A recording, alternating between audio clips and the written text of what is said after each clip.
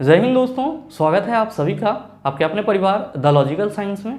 मैं हूं आलोक सिंह आतिश और उम्मीद करता हूं आप सभी अच्छे से होंगे। और आज सुबह आप लोगों ने द लॉजिकल साइंस एप्लीकेशन पे साइंस मॉक टेस्ट जरूर दिया होगा। मेरे मित्र, जब आपने मॉक टेस्ट दिया होगा तो कुछ परेशानी का भी सामना करना पड़ा होगा। जैसे आज के जो टेस्ट में था उसमें 21 क्वेश्चन ही अटैम्प्ट हो पा रहा था, कुछ बग के वजह से 25 क्वेश्चन तक अटैम्प्ट नहीं हो पा रहा था। तो जैसे ही मुझे जानकारी मिली मैंने इसको रिसॉल्व कर दिया है और अब आपका 25 क्वेश्चन अटैम्प्ट हो रहा है। और साथ ही सबसे बड़ा ब्लंडर मिस्टेक ये हो गया है कि आज का मैंने पूरा सेशन जो आपके 9 अक्टूबर के फर्स्ट शिफ्ट में 20 क्वेश्चन पूछे गए थे वो पूरा मैंने क्लास करवा दिया है। लेकिन क्लास करवाने के बाद जब मैंने एडिट करने के लिए उसको देखा तो पता चला कि माइक सपोर्ट ही नहीं किया है, जिस वजह से आवाज़ जो है वो बहुत ज़्यादा नॉइज के साथ आया है।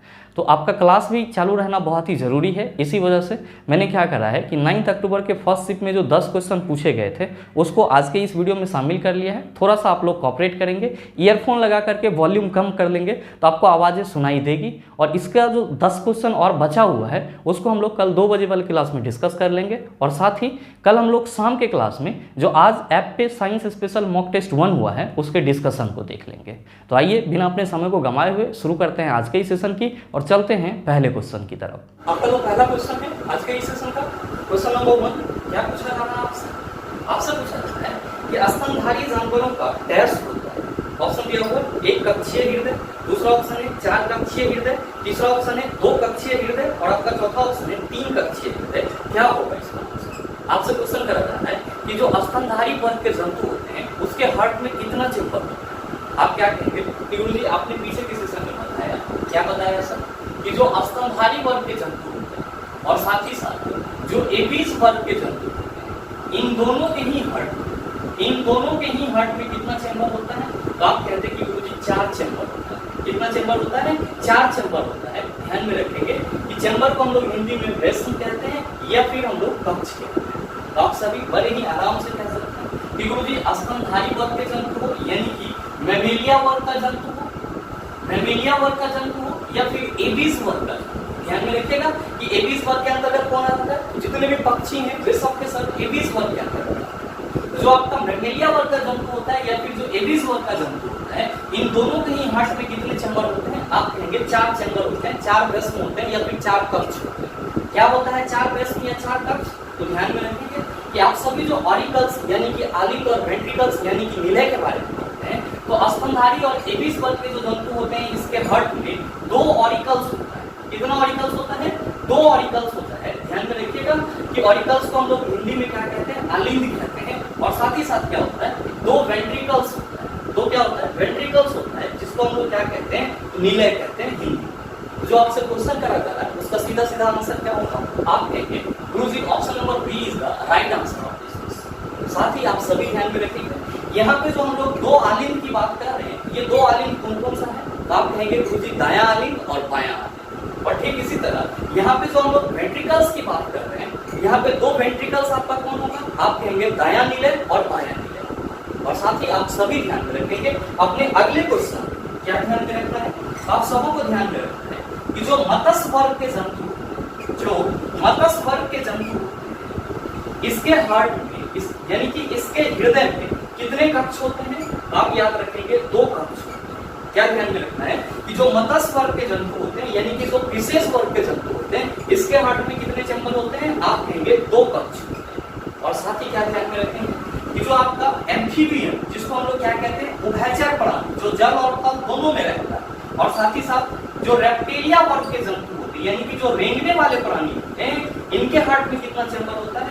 आप सभी ध्यान में रखेंगे इनके हार्ट में 3 कक्ष होता है यानी कि 3 चेंबर होता है। और ध्यान में रखिएगा कि अपवाद भी आपको याद रखना है। अपवाद में किसको? तो मगरमच्छ को। मगरमच्छ क्या है? गुरुजी ये रेप्टिलिया वर्ग का जंतु है लेकिन इसके हार्ट में कितना चेंबर होता है? तो आप सभी ध्यान में रखेंगे 4 चेंबर होता है। कितना चेंबर होता है? 4 चेंबर होता है। तो आप सभी इस चीज को भी ध्यान रखेंगे, आपके एग्जाम के लिए इंपॉर्टेंट।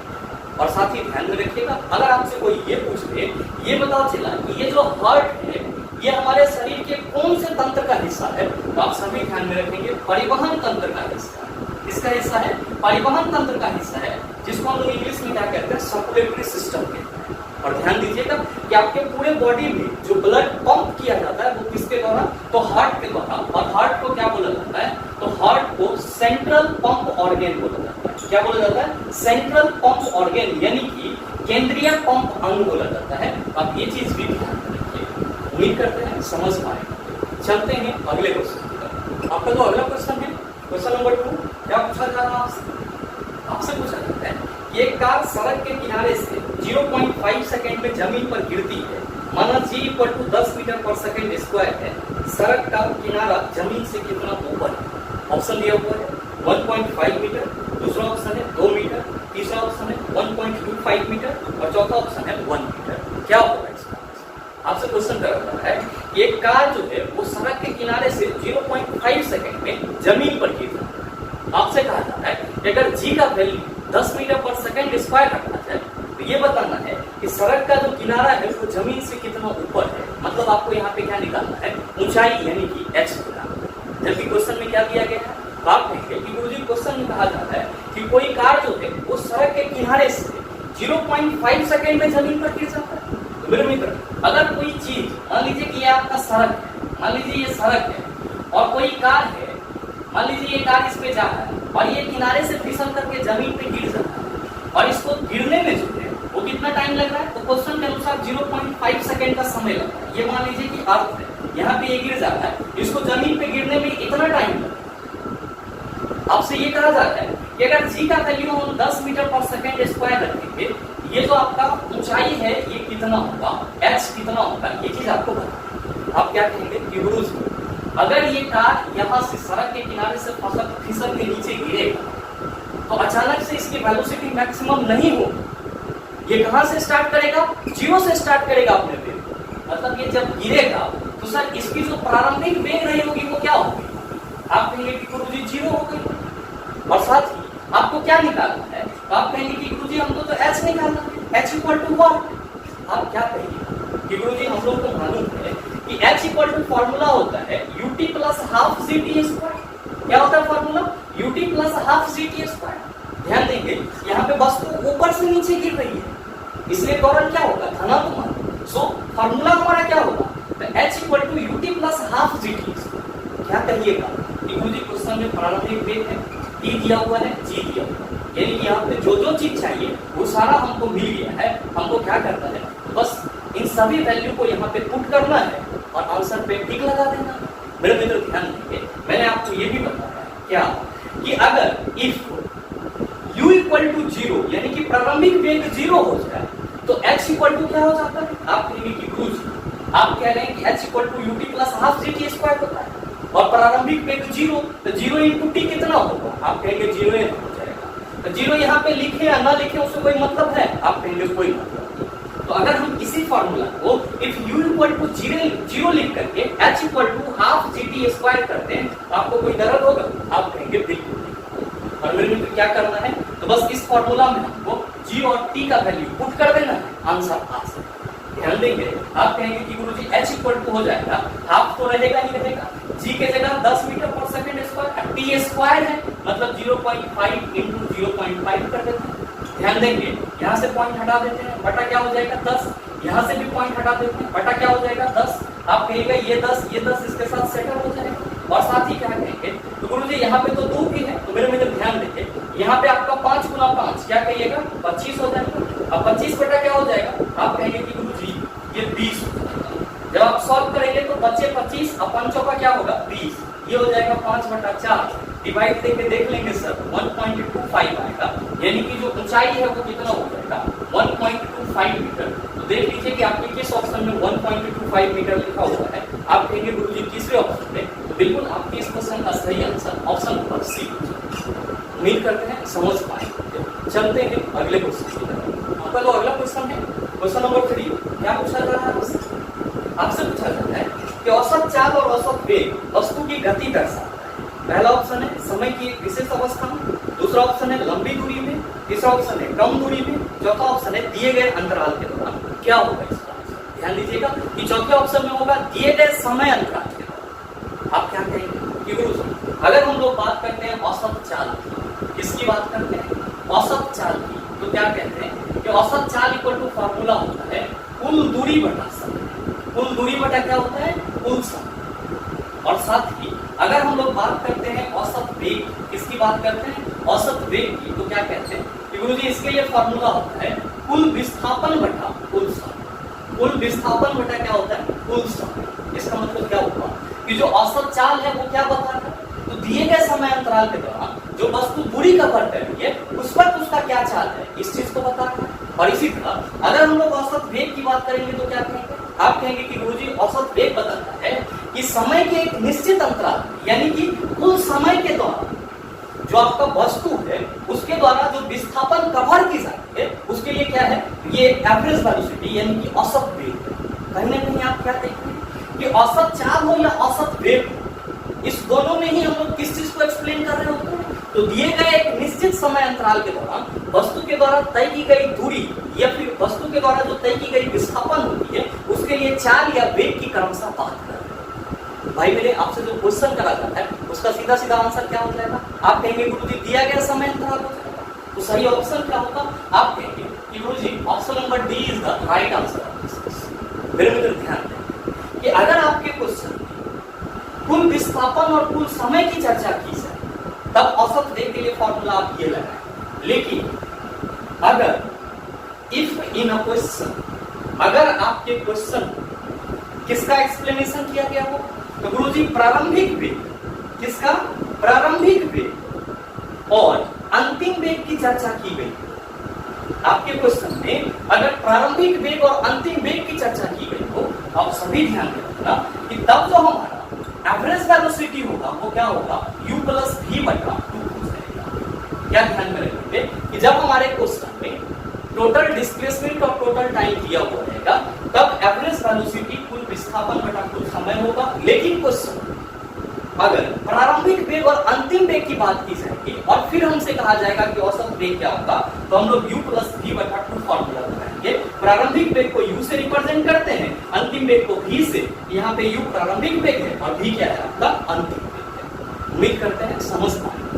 चलते हैं अगले क्वेश्चन की। आपका जो अगला क्वेश्चन है क्वेश्चन नंबर 4, क्या पूछा जा रहा है आपसे? आपसे पूछा जा रहा है यदि बल और विस्थापन के बीच कोण डैश है तो किया गया कार्य ऋणात्मक होता है। ऑप्शन दिया हुआ 45 degree, 0 degree, 90 degree, 180 degree. Question कहा जाता है कि बल और विस्थापन के बीच में कितना डिग्री का कोण बनेगा तो जो किया गया कार्य होगा वो ऋणात्मक। आप क्या कहेंगे कि गुरु कार्य इक्वल टू फॉर्मूला होता है, क्या होता है? चलो W equal to Fs cos theta. यहाँ पे F क्या है? आप कहिएगा बल है। S क्या है? आप कहिएगा विस्थापन। और साथ ही cos थीटा क्या है? आप कहते हैं बल एवं विस्थापन के बीच में बना कोण। बल एवं विस्थापन के बीच बना कोण। और मेरे मित्र आप सभी क्या कहते हैं कि गुरुजी जो कार्य का वैल्यू होता है धनात्मक, ऋणात्मक और महत्तम यानी कि मैक्सिमम वो किस पे डिपेंड करता है? तो बल और विस्थापन के बीच बने कोण पे डिपेंड करता है। ध्यान दें क्या कहते हैं हम लोग कि गुरुजी अगर बल और विस्थापन के बीच में 0 डिग्री का एंगल बन रहा होता है, बल और विस्थापन के बीच में कितना डिग्री का एंगल बन रहा होता है? 0 डिग्री का एंगल बन रहा होता है। तब हम लोग यहाँ पे क्या लेते हैं? cos 0 degree. क्या लेते हैं? cos 0 degree. और cos 0 डिग्री का वैल्यू कितना होता है? तो आप कहते हैं कि गुरुजी 1 होता है। और मेरे मित्र आप सभी ध्यान में रखेंगे कि अगर बल और विस्थापन के बीच में 0 डिग्री का कोण बना हो तब जो किया गया कार्य होगा वो क्या होगा? आप सभी ध्यान रखना, पॉजिटिव होगा और क्या होगा? मैक्सिमम होगा। क्या होगा? धनात्मक होगा और महत्तम। और साथ ही ध्यान क्या कि अगर बल और विस्थापन के बीच में 180 डिग्री का कोण बन रहा हो तब हम लोग क्या लिखते हैं कि गुरुजी जो cos 180 डिग्री का वैल्यू होता है वो क्या होता है? -1। तो हम कह सकते हैं कि अगर बल और विस्थापन के बीच में बना हुआ कोण 180 डिग्री का है तो किया गया कार्य हमारा ऋणात्मक होगा और क्या होगा? तो गुरुजी मिनिमम होगा यानी कि न्यूनतम। और साथ ही ध्यान रखें कि अगर बल और विस्थापन के बीच में 90 डिग्री का एंगल बने तब हम लोग क्या कहते हैं कि गुरुजी cos 90 डिग्री का वैल्यू 0 होता है और किया गया कार्य क्या हो जाएगा? आप कहेंगे 0 हो जाएगा। तो हमेशा आप सबों को इकट्ठा कर लेना है कि बल और विस्थापन के बीच में अगर 0 डिग्री का कोण बन रहा है कार्य क्या होगा? धनात्मक और ज्यादा होगा। और साथ ही बल और विस्थापन के बीच में 180 डिग्री का कोण बन रहा है तो क्या होगा गुरुजी, कार्य जो है वो ऋणात्मक और न्यूनतम होगा। और अगर 90 डिग्री का एंगल बनता है तो सब किया धारा क्या हो जाएगा, तो गुरुजी 0 हो जाएगा। क्वेश्चन क्या करा जा रहा है, क्वेश्चन करा जा रहा है यदि बल और विस्थापन के बीच कोण डैश है तो किया गया कार्य ऋणात्मक होता है। आप कहेंगे 180 डिग्री है तो किया गया कार्य ऋणात्मक होता है। सही आंसर क्या होगा, आप कहिएगा option number D is the right answer. उम्मीद करते हैं समझ पाएंगे। चलते हैं अगले क्वेश्चन। आपका जो अगला क्वेश्चन है क्वेश्चन नंबर 5, क्या पूछा जा रहा है आपसे पूछा जा रहा है कि 15 केजी द्रव्यमान की एक वस्तु 6 मीटर पर सेकंड के एक समान वेग से गति करती है, उस वस्तु ने कितनी गतिज ऊर्जा धारण की है। बताइए ना सॉल्व होगा। आप कहेंगे गुरुजी आसानी से सॉल्व हो जाएगा। गतिज ऊर्जा के लिए फॉर्मूला क्या होता है, आप कहते हैं Ke equal to half mv² होता है। चला हाफ तो रहेगा ही, यहाँ पे वस्तु का द्रव्यमान कितना है 15 और वेग कितना है, तो गुरुजी 6 मीटर पर सेकंड। यहाँ पे v² है तो 6 गुना 6 कर दीजिए। जब आप इसको काटेंगे तो क्या कहेंगे 7.5 गुना 15 हो जाएगा, और जब आप इसको गुना कीजिएगा कितना आ जाएगा 270 जूल आ जाएगा। और सही आंसर क्या होगा, ऑप्शन नंबर बी हो जाएगा। उम्मीद करते हैं समझ पाए। चलते हैं अगले क्वेश्चन की तरफ। आपका जो अगला क्वेश्चन है क्वेश्चन नंबर 6, क्या पूछा जा रहा है आपसे पूछा जा रहा है कि लैंथेनाइट की परमाणु संख्या डैश पर आसी। ऑप्शन दिया हुआ 90 से 103, दूसरा ऑप्शन है 89 से 102, तीसरा ऑप्शन है 58 से 71, चौथा ऑप्शन है 57 से 70। क्या होगा इसका आंसर। आप कहेंगे कि गुरुजी पहले ये बताओ कि लैंथेनाइट किसे बोला जाता है। मेरे मित्र आप सभी ध्यान में रखें कि लैंथेनाइट हम लोग सीधे नहीं बोलते हैं, इसको क्या बोलते हैं, लैंथेनाइट सीरीज बोलते हैं। क्या बोलते हैं, लैंथेनाइट सीरीज बोलते हैं, यानी कि लैंथेनाइट श्रृंखला बोलते हैं। आप कहेंगे ये कौन सी श्रृंखला है। मेरे मित्र आप सभी ध्यान रखें कि लैंथेनाइट सीरीज में जो तत्व होते हैं वे क्या कहलाते हैं सर, वे जो है वे रेयरर अर्थ एलिमेंट क्या कहलाते हैं, रेयरर अर्थ एलिमेंट कहलाते हैं, जिसको चला हिंदी में क्या बोला जाता है, इसी को हिंदी में दुर्लभ मृदा तत्व बोला जाता है। आप सभी क्या कहेंगे कि लैंथेनाइट सीरीज जो है वो दुर्लभ मृदा तत्वों का एक श्रेणी है। और ध्यान दीजिएगा कि लैंथेनाइट सीरीज जो है वो कहां से स्टार्ट हो जाता है, तो लैंथेनम के बाद से स्टार्ट हो जाता है। ध्यान में रखिएगा La किसका शॉर्ट फॉर्म होता है, कौन से तत्व का, तो लैंथेनम का। और आप क्या कहेंगे कि लैंथेनाइट सीरीज जो है वो लैंथेनम के बाद से स्टार्ट हो जाता है, यानी कि लैंथेनम के बाद से शुरू हो जाता है। आप सबों के मन में आ रहा होगा लैंथेनम के बाद कौन सा तत्व है। मेरे मित्र आप सभी ध्यान रखेंगे कि एक्चुअली में जो आपका लैंथेनाइट सीरीज होता है वो कहां से स्टार्ट होता है, तो सीरियम 58 से स्टार्ट हो जाता है और कहां पे खत्म हो जाता है, तो लुटेटियम 71 पे जाकर के खत्म हो जाता है। क्या ध्यान रखना है कि जो लैंथेनाइट सीरीज के तत्व होते हैं वे क्या कहलाते हैं, दुर्लभ मृदा तत्वों का श्रेणी कहलाता है। कहां से स्टार्ट होता है, तो लैंथेनम के बाद से शुरू हो जाता है। और कहां से सर, तो सर सीरियम से शुरू होता है और लुटेटियम पे जाकर के खत्म हो जाता है। क्या देख रहे हैं कि सीरियम का एटॉमिक नंबर 58 और लुटेटियम का एटॉमिक नंबर कितना है, 71 है। इसका मतलब ये हुआ कि सीरियम से लेकर के लुटेटियम तक के जो आपका परमाणु संख्या 58 से 71 है वो क्या है, तो लैंथेनाइट सीरीज के तत्वों का, लैंथेनाइट सीरीज के तत्वों का परमाणु संख्या का रेंज है, यानी कि परास। आपसे जो क्वेश्चन करा जाता है उसका सीधा सीधा आंसर क्या होगा, आप कहेंगे कि गुरुजी तब तो हम ये कह सकते हैं कि जो लैंथेनाइट सीरीज के तत्व होते हैं उसके परमाणु संख्या का रेंज 58 से 71 है। मेरे मित्र बिल्कुल कह सकते हैं, और यही क्या है आपके इस क्वेश्चन का सही आंसर है। देख लीजिए कि 58 से 71 किस ऑप्शन में है। आप कहेंगे कि गुरुजी ये चीज हमारा तीसरे ऑप्शन में है, तो बिल्कुल आपके इस क्वेश्चन का सही आंसर ऑप्शन नंबर सी। आप सबों के मन में आ रहा होगा कि गुरुजी ये बताओ ये सी का मतलब क्या होता है। मेरे मित्र अभी जस्ट मैंने आपको बताया है और आप अपनी सुविधा के लिए लिख लेंगे। इसको क्या बोलते हैं हम लोग, सीरियम बोलते हैं। और Lu आपका कौन सा तत्व है, मेरे मित्र इसी को हम लोग लुटेटियम बोलते हैं। क्या बोलते हैं, लुटेटियम बोलते हैं। आप सभी ये भी ध्यान में रखेंगे कि जो आपका लैंथेनाइट सीरीज है वो कहां से स्टार्ट हो जाता है, तो आप कहेंगे सीरियम से स्टार्ट हो जाता है। कहां पे खत्म होता है, लुटेटियम पे जाकर के खत्म हो जाता है। और ध्यान में रखेंगे कि जो आपका लैंथेनाइट सीरीज ये La देखते हैं जिसको हम लोग लैंथेनम बोलते हैं, एक्चुअली ये किस ब्लॉक का एलिमेंट होता है, आप सभी ध्यान में रखना। ये जो है ये डी ब्लॉक का एलिमेंट होता है, जबकि पूरा का पूरा लैंथेनाइट सीरीज जो है वो किस ब्लॉक का एलिमेंट होता है, आप याद रखेंगे एफ ब्लॉक एलिमेंट होता है। क्या होता है, एफ ब्लॉक एलिमेंट। उम्मीद करते हैं समझ पाए। चलते हैं अगले क्वेश्चन की तरफ। आपका जो अगला क्वेश्चन है, क्वेश्चन नंबर 7, क्या पूछा जा रहा है आपसे पूछा जाता है, यदि एक परिपथ के माध्यम से विभवांतर और धारा दोगुनी हो जाती है तो परिपथ का प्रतिरोध बढ़ता है, दूसरा ऑप्शन है शून्य हो जाता है, तीसरा ऑप्शन है समान रहता है, चौथा ऑप्शन है घटता है। क्या होगा इसका आंसर? आपसे क्वेश्चन करता है, यदि एक परिपथ के माध्यम से विभवांतर और धारा दोगुनी हो जाती है तो जो परिपथ का प्रतिरोध होगा वो क्या होगा? आप क्या कहेंगे गुरु जी? अगर हम लोग बात करते हैं किस प्रतिरोध, हम सभी क्या कहते हैं, ये जो प्रतिरोध है ये ओम्स लॉ का नियतांक कहलाता है। ओम्स लॉ का क्या कहलाता है? कांस्टेंट कहलाता है।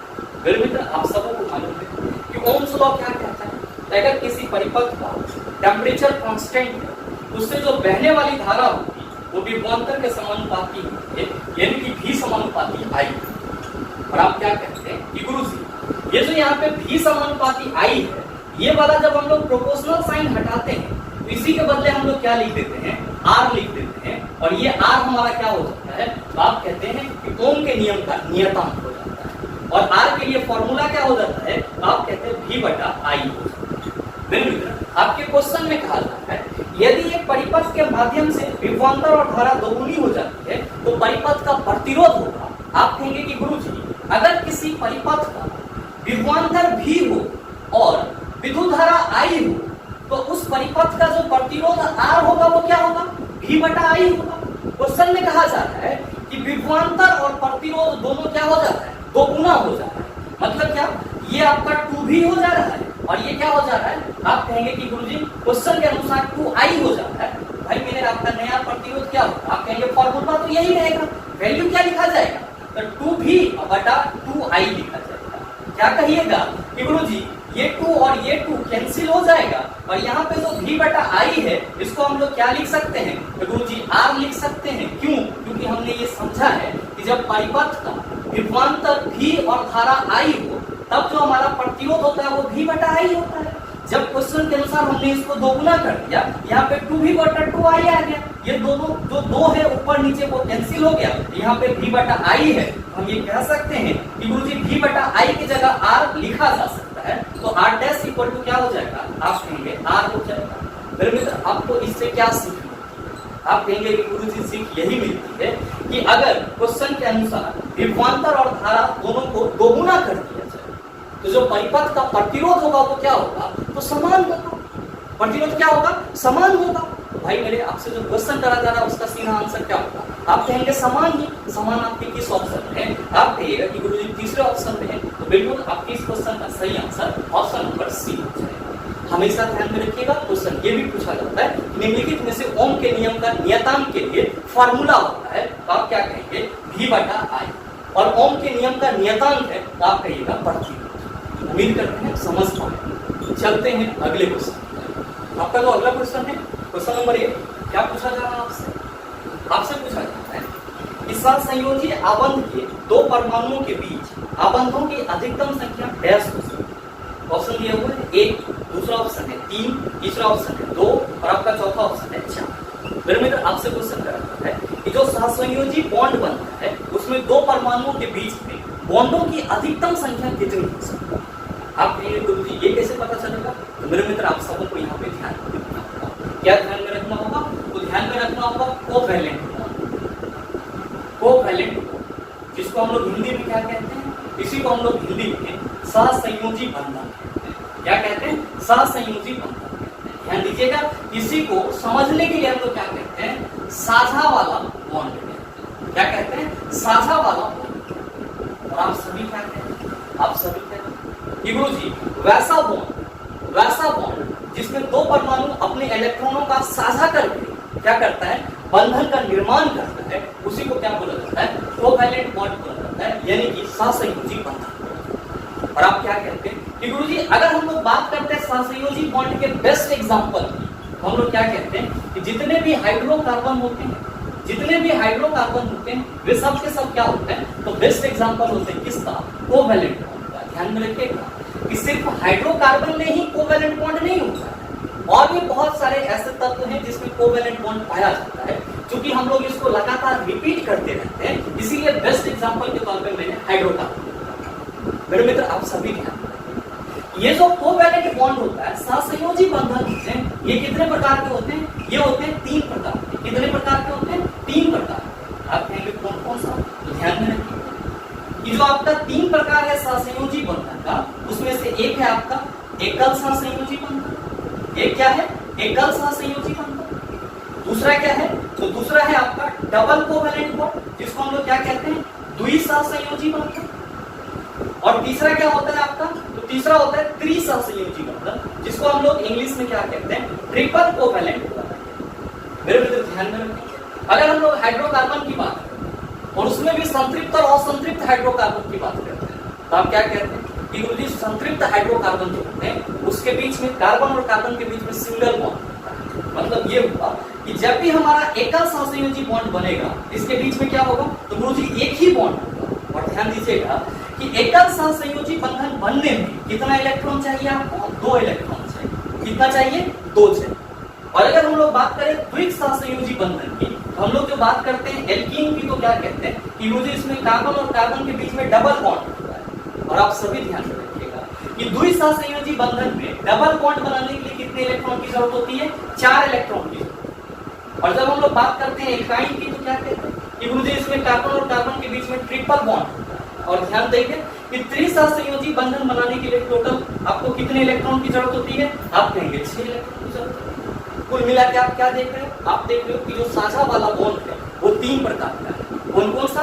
तो एकल सहसंयोजी, द्विसहसंयोजी, त्रिसहसंयोजी। एकल सहसंयोजी बनने में 2 इलेक्ट्रॉन चाहिए, द्विसहसंयोजी बनने में 4 इलेक्ट्रॉन चाहिए, और त्रिसहसंयोजी बनने में कितना चाहिए? 6 इलेक्ट्रॉन चाहिए। आपसे क्वेश्चन क्या पूछा जा रहा है? तो क्वेश्चन पूछा जा रहा है कि जो सहसंयोजी बंधन होते हैं वो कितने प्रकार के होते हैं? मोटा मोटा आप क्या कहेंगे कि गुरुजी 3 प्रकार के होते हैं। तो सही आंसर क्या होगा? आप कहिएगा option number B is the right answer. उम्मीद करते हैं समझ पाए। चलते हैं अगले क्वेश्चन की तरफ। आपका जो अगला क्वेश्चन है, क्वेश्चन नंबर 9, बड़ा ही आसान सा सवाल। आपसे पूछा जाता है कि डैश परमाणु सोडियम कार्बोनेट अणु में मौजूद होते हैं। ऑप्शन दिया हुआ है 6, दूसरा ऑप्शन है 8, तीसरा ऑप्शन है 5, चौथा ऑप्शन है 7। क्या कहेंगे कि गुरुजी क्वेश्चन क्या होता है कि सोडियम कार्बोनेट अणु में कितने परमाणु मौजूद हैं?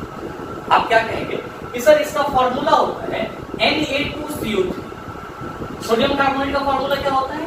Na2CO3। और ये क्या हो गया? आप कहेंगे सोडियम कार्बोनेट का एक अणु हो गया। आपको क्या बताना है? इसमें अलग अलग तत्वों के कितने परमाणु? क्या कहिएगा आप कि गुरुजी सोडियम के 2 परमाणु, कार्बन के 1 परमाणु, और ऑक्सीजन के कितने हैं? आप कहेंगे 3। 2 1 3 और 3 कितना हो गया? 6। मतलब आप ये कह सकते हैं कि सोडियम कार्बोनेट के एक अणु में टोटल परमाणु की संख्या कितनी है? 6। आप देख लीजिए कि आपके किस ऑप्शन में 6 है। आप कहेंगे कि मुझे पहले ही ऑप्शन में, तो बिल्कुल आपके इस क्वेश्चन का सही आंसर ऑप्शन नंबर ए हो जाएगा। उम्मीद करते हैं समझ पाएंगे। चलते हैं अगले क्वेश्चन की तरफ। आपका जो अगला क्वेश्चन है, क्वेश्चन नंबर 10, क्या पूछा जा रहा है आपसे? आपसे पूछा जाता है निम्नलिखित में से कौन सा निर्वात में यात्रा नहीं कर सकता? ऑप्शन दिया हुआ है उष्मा, ध्वनि, प्रकाश, यूवी रे। क्या होगा इसका आंसर? आप कहेंगे कि गुरु जी आपने पीछे के सेशन में बताया कि ध्वनि जब भी एक जगह से दूसरी जगह जाएगी, उसको जाने के लिए क्या चाहिए होगा? माध्यम की जरूरत पड़ेगी। तो साफ है कि जो ध्वनि है वो निर्वात में गमन नहीं कर सकती। तो आपसे जो क्वेश्चन करा जाता है उसका सीधा सीधा आंसर क्या होगा? आप कहेंगे ऑप्शन नंबर बी। और मित्र आप सभी ध्यान रखें कि आपके ऑप्शन में जो उष्मा दिया हुआ है, प्रकाश दिया हुआ है, और यूवी रे जिसको हम लोग अल्ट्रावायलेट रे कहते हैं, हिंदी में परावैंगनी किरण कहते हैं, ये तीनों ही क्या कर सकते हैं? निर्वात से होकर के गमन कर सकते हैं। उम्मीद करते हैं समझ पाए। चलते हैं अगले क्वेश्चन।